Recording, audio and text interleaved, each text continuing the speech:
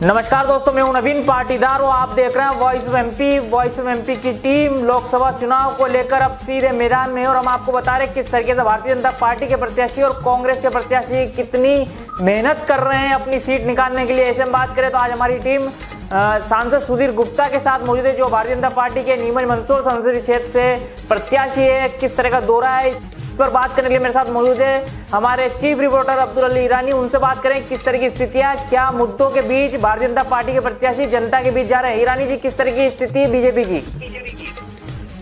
नवीन जी, एक तरह से कहा जाए तो आज उत्तर मंडल से भारतीय जनता पार्टी के लोकसभा प्रत्याशी और सांसद सुधीर गुप्ता ने अपना चुनावी प्रचार का शंखनाद कर दिया है और वो करीब आज 18 गांव का दौरा करेंगे। उन्होंने सुबह गिरदोड़ा से अपना दौरा प्रारंभ किया है और देर शाम तक उनका दौरा जारी रहेगा। धनेरिया कला पर जाकर समाप्त होने की संभावना है। नवीन जी, आज रेवली देवली में हम लोग मौजूद है नवीन जी, और अभी जो है यहाँ पर चुनाव प्रचार के साथ एक छोटी सी जनसभा भी जो है यहाँ पर सांसद सुधीर गुप्ता ने ली है। जी नवीन जी, अगर बात की जाए तो जिस तरीके से आप भारतीय जनता पार्टी के प्रत्याशी सांसद सुधीर गुप्ता के बीच में आप कांग्रेस के प्रत्याशी से भी आपकी चर्चा हुई थी, तो क्या मानते हैं किस तरह की स्थिति भारतीय जनता पार्टी और कांग्रेस के प्रत्याशी की है? कौन मजबूत दिखता अभी तक?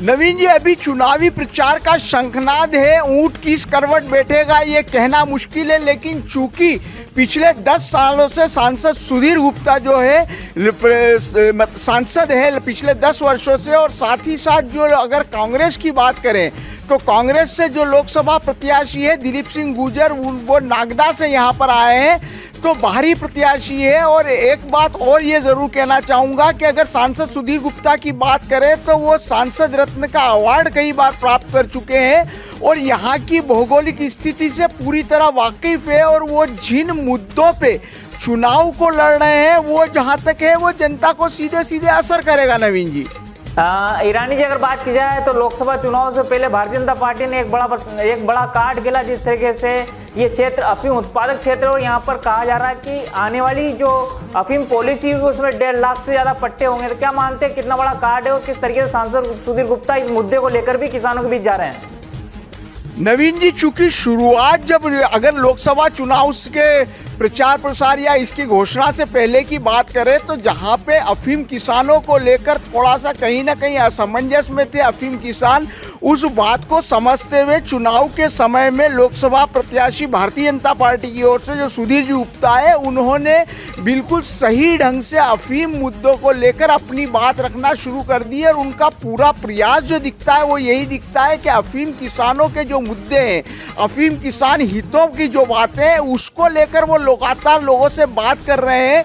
भ्रम की स्थितियां जो भी उन लोगों में भ्रम है या जो भी उनकी बातें हैं उसको दूर करने की कोशिश कर रहे हैं और सरकार की पॉलिसी को वो सकारात्मक ढंग से रखने की कोशिश कर रहे हैं। नवीन जी, इसके साथ ही अगर बात करें तो विपक्ष इस तरह से सोचता है, किन मुद्दों को लेकर सांसद सुधीर गुप्ता को विपक्ष घेर सकता है? विपक्ष जो है विशेष रूप से अगर बात करें तो सांसद सुधीर गुप्ता पे जो मुख्य रूप से बात है वो अगर नीमच जिले की बात करें तो नीमच जिले में उनके ऊपर सबसे बड़ा जो आरोप लगेगा वो यही है कि उन्होंने नीमच जिले में विकास को लेकर अवहेलना की है। ये बात लोगों में चल रही है या कई तरह से कांग्रेस जो है इस बात को उठाने की कोशिश कर रही। साथ ही साथ नीमच नगर पालिका से जुड़े हुए या जो स्थानीय मुद्दे हैं उसको लेकर भारतीय जनता पार्टी के ऊपर कांग्रेस हमलावर है। अफीम किसानों के मुद्दे हैं या महंगाई के मुद्दे, इन मुद्दों पर वो कांग्रेस जरूर से काउंटर करेगी। नवीन जी, अभी आप रेवली देवली में मौजूद है, किस तरह का जलसा सांसद सुधीर गुप्ता के साथ में, भारतीय जनता पार्टी के प्रत्याशी सुधीर गुप्ता के साथ में है? नवीन जी, अगर यहाँ की बात करें तो मैं अभी आपसे बताऊं कि उनके साथ जो है लगभग नीमच जिले की जो संगठन की टीम है वो पूरी तरह से थी। विधायक दिलीप सिंह जी परिहार, पवन जी पाटीदार, राकेश भारद्वाज, और साथ ही साथ खास बात ये रही कि हाल ही में कांग्रेस से भारतीय जनता पार्टी में आए और कांग्रेस की ओर से विधानसभा का चुनाव जिन्होंने लड़ा, उमराव सिंह गुर्जर भी यहाँ पर देखे गए।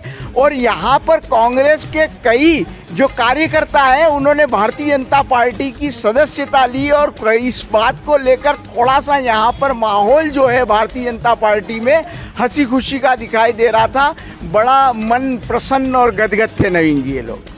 आपने किस तरीके से हमारे चीफ रिपोर्टर अब्दुल अली ईरानी भारतीय जनता पार्टी के प्रत्याशी सुधीर गुप्ता के बीच में जिस तरीके से वहाँ जनसंपर्क गांव-गांव में जाकर कर रहे हैं और रेवली देवली से सीधी रिपोर्ट हमने आपको दिखाई किस तरीके से किन मुद्दों को लेकर भारतीय जनता पार्टी की मुसीबतें बढ़ सकती है, तो कांग्रेस किस तरीके से किन मुद्दों को लेकर भारतीय जनता पार्टी को घेरने की कोशिश कर रही है।